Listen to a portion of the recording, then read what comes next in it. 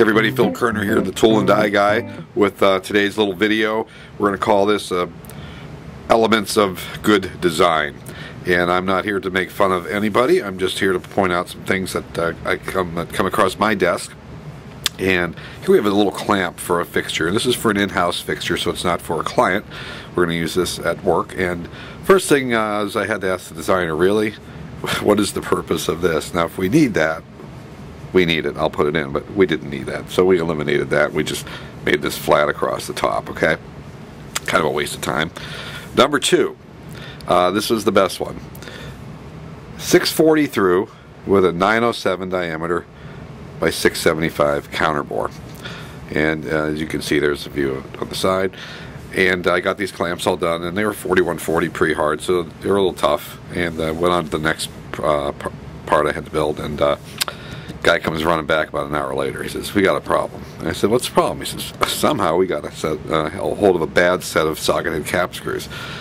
I looked and I said, basically, what the hell are you talking about? And he said, "Well, it doesn't fit. The head won't fit in this counterboard." It was a 5/8 counterboard. I said, "You don't get bad cap screws, okay? I mean, maybe you did." So I said, "Let's look at the chart." So I don't check this stuff. I mean, I'd like to think the designer checks this. Well, this counterbore should have been .970 or so, about 1/16 bigger. And the lesson there, gentlemen, ladies and gentlemen, is if a bolt doesn't fit, it's probably got the wrong size. They build like 1 million bolts an hour in the world, and they've got it pretty much down to a science. So I'm not saying they don't build a bad one once in a while, but in my life, I've never seen a socket head cap screw come in 1/16 of an inch over on the head, okay?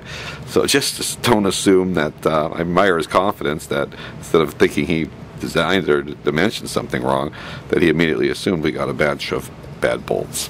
Not the case. Although I will say one time I had a dowel pin, and it was a 1/4 inch dowel pin, and I dropped it, I got it out, and I had reamed a hole, and it dropped right through, and I'm like, you gotta be kidding me. And I mic'd the dowel pin, it was 242. Only time in my life, one dowel pin, 8,000ths undersize, who knows. Next case study. Little fixture, checking fixture. We're gonna get this thing heat treated, and we've got 3 pieces of steel, 2 ears, and this block in between. And we're gonna hold a dimension there after heat treat, and there's 2 of these. One is a little smaller than this, and it's a go and no-go gauge for a certain part, all right? So I get these blocks, and I'm looking at them, and I see this bolt and 2 dowels. So I started thinking about this. Why do we need dowel pins? And that's the question here. People get into a habit sometimes of doweling everything together, and they don't need to dowel everything together. All right. So we went back, and this is a young designer, and I said, what is the purpose of these dowel pins? Well, I said, what are they really doing? Well, nothing. Okay, so basically, nothing. All we need to do, these socket heads are going to squeeze these 2 ears onto this finished part, and that'll be our dimension. The dowel pins won't do anything. So what we did was we changed these 2 dowels to 1/4 20 screws and just eliminated this middle hole. No big deal, but we don't have to dowel everything together. On this same project, I ran into another thing I just thought was interesting. This middle block here, here's the print for that. And it's 3/4 of an inch thick, and we're splitting the difference here, 375 over, to put the right in the middle. Okay, 750 divided by 2, 375. And of course, again, we switch these 2 dowels to bolts. But I'm looking at the dimension then for the actual ears. I had to build 4 of these end blocks, or ears I call them. We're going to go on the end of the fixture.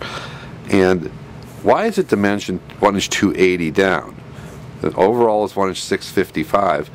And just as a way to make things easier for your machinists and things, or your tool makers, why not dimension at 375 from this edge?